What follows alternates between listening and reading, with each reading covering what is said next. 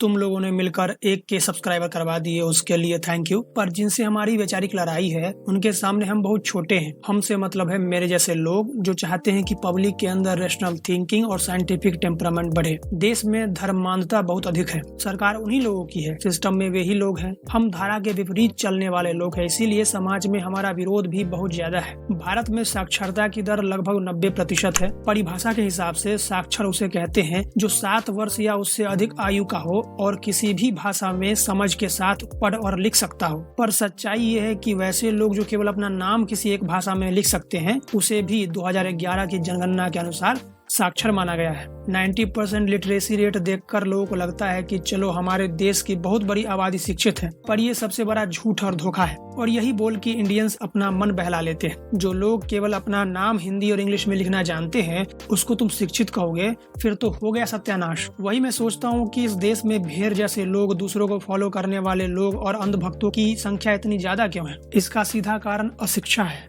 NFHS का सर्वे कहता है कि भारत में 72% of female and 87% of male ने स्कूल अटेंड किया है, जिसमें 1/3 31% फीमेल ने 7 साल या उससे कम की स्कूलिंग की है और 16% ऑफ फीमेल ने 8 से 9 साल की स्कूलिंग कंप्लीट की है। उसमें से केवल 10% of female and 13% of male ने 10 से 11 साल की स्कूलिंग कंप्लीट की है। 28% ऑफ फीमेल और 14% ऑफ मेल कभी स्कूल अटेंड किए ही नहीं। इनके साथ साथ हमारे देश पर धर्म का विशेष प्रभाव है जो अंधविश्वास और बाबावाद को पनपने का स्थान देता है। तुम सोचो कि हजारों लोगों की भीड़ में एक बाबा कहता है कि वो अपनी चमत्कारी शक्तियों से कैंसर जैसे लाइलाज बीमारी को ठीक कर देगा और पब्लिक उसके सामने नतमस्तक हो जाती है। बाबा जी के जयकारे लगते हैं। कैंसर रोग है, दूसरे स्टेज का है, हम एक विधि कर दे, भी कैंसर की दवाई धाम पे मिल है, ठीक हो जाएगा, आशीर्वाद। माँ बीमार है 3 साल से, दर्द कैंसर नामक रोग बना हुआ, ओमवती को कृपा हो जाएगी, आशीर्वाद। ये अखंड ज्योति जलाएं, 50 ग्राम देसी गाय के गोमूत्र में 2 खड़ी हल्दी की गांठ पीस करके मिला करके रोगी को पिलाएं,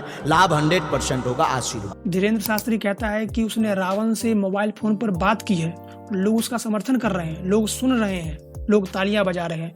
मतलब क्या है? इसको तो अंधभक्ति भी नहीं कह सकते, ये तो उससे भी बड़ा वाला कुछ है। कॉलेज के प्रोफेसर ने क्लासरूम की दीवार को गोबर से पेंट कर दिया। कारण पूछा तो बताया कि गर्मी बहुत बढ़ गई है और इसको कम करने के लिए हमें प्राचीन ज्ञान का उपयोग करना चाहिए, क्योंकि अंत में हर बीमारी का एक ही इलाज है, गोबर। इस तरह हमारे स्कूल कॉलेज में गोबर क्रांति की शुरुआत हो चुकी है। अभी हाल ही में MP अनुराग ठाकुर ने कहा कि हनुमान जी थे जो सबसे पहले अंतरिक्ष में गए थे। अंतरिक्ष में यात्रा करने वाला पहला कौन था?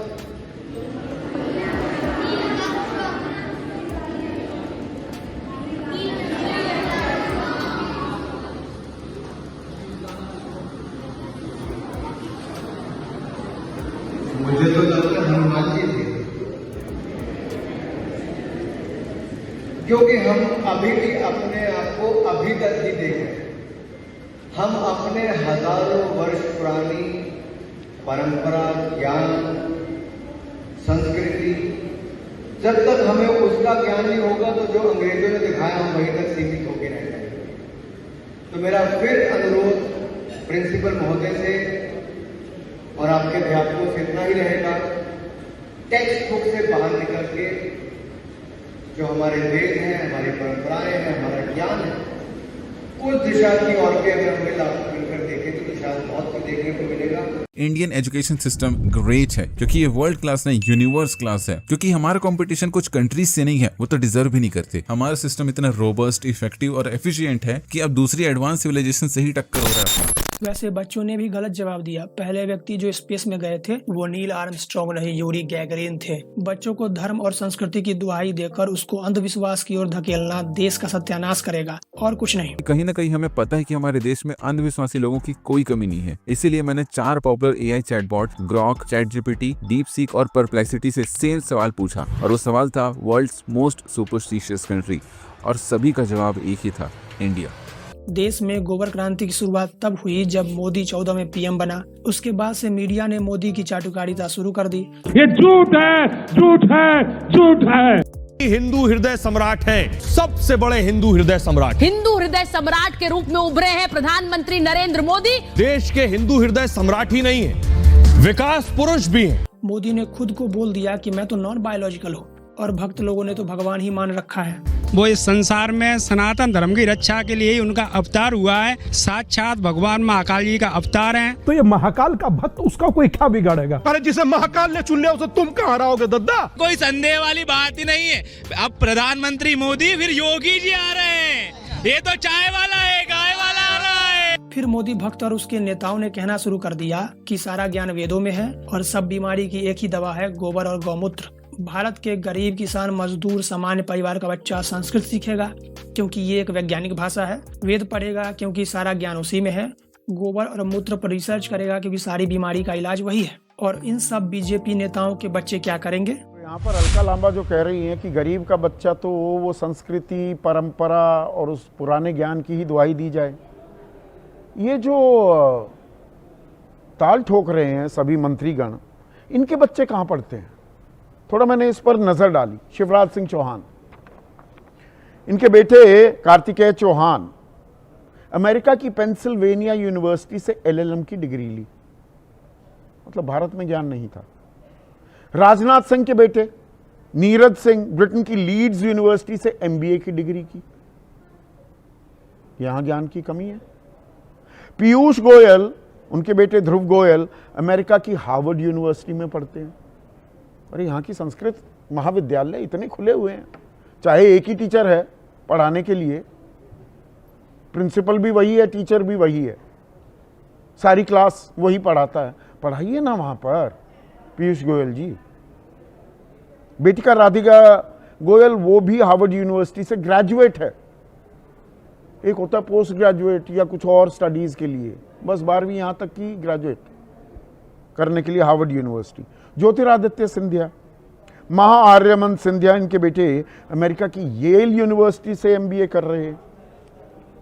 रविशंकर प्रसाद, इनके बेटे आदित्य शंकर कॉर्नेल यूनिवर्सिटी से, सब आईवी लीग। गजेंद्र शेखावत, बिटिया सुहासिनी ऑक्सफोर्ड यूनिवर्सिटी से एडवांस डिप्लोमा कोर्स कर रही है। स्मृति ईरानी, इनकी बेटी शनैल ईरानी जॉर्ज टाउन यूनिवर्सिटी से LLM की डिग्री ले रही है। निर्मला सीतारमन देश की वित्त मंत्री, बेटी परकला वांगमई नॉर्थ वेस्टर्न यूनिवर्सिटी की पढ़ाई की है अमेरिका में। हम पढ़े और हमारे बच्चे पढ़े कि पहले अंतरिक्ष यात्री हनुमान थे। इम्तिहान में ये प्रश्न आए, आपका बेटा या बेटी भगवान हनुमान लिखकर आ जाए तो उसको नंबर मिलेंगे क्या? ईमानदारी से बताइएगा। ठोकते रहिए ताल। और ये आस्था की ऐसी उड़ान में भूल जाएं विज्ञान। उनके बच्चे पढ़ेंगे विदेश की टॉप यूनिवर्सिटी में जहां वेद और देवी देवता का कोई नाम तक नहीं पूछता।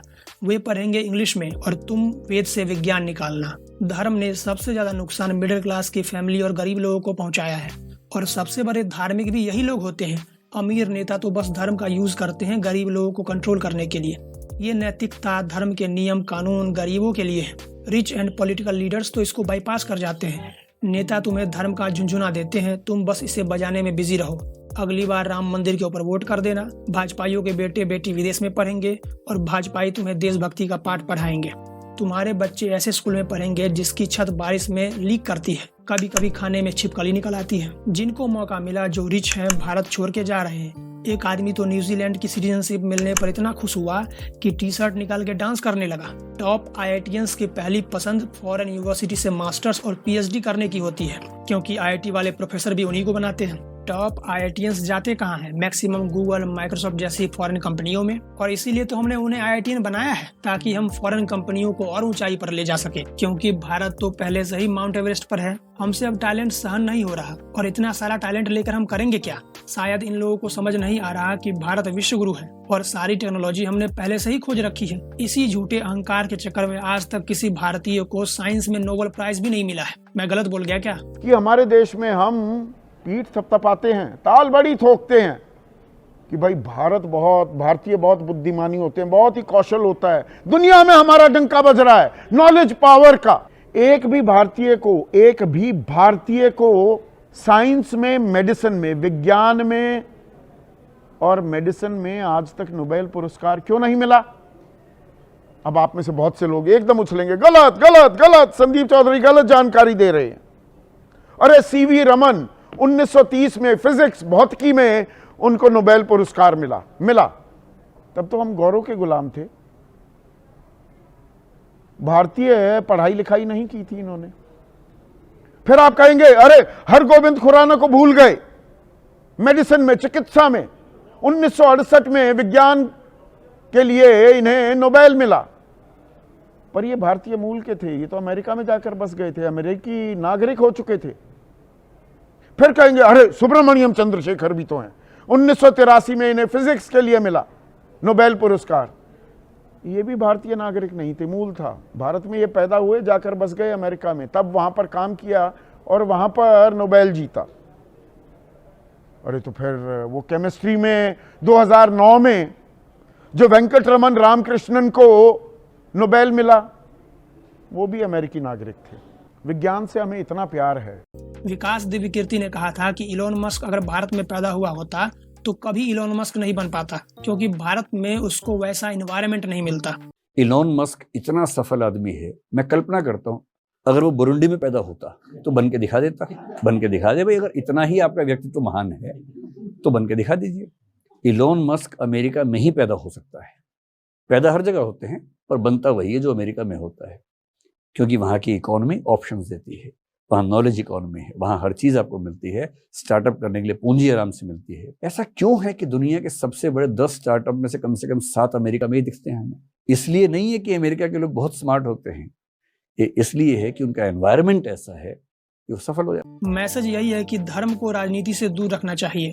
पब्लिक धर्म से हटकर जिस दिन रियल मुद्दों पर वोट करेगी, शिक्षा, रोजगार, डेवलपमेंट पर वोट करेगी, उस दिन देश का विकास होगा। आज के लिए इतना ही। वीडियो कैसी लगी बताना। तुमको ये टॉपिक पसंद आया या नहीं, थोड़ा सा पॉलिटिकल हो गया था। मिलते हैं, बाय।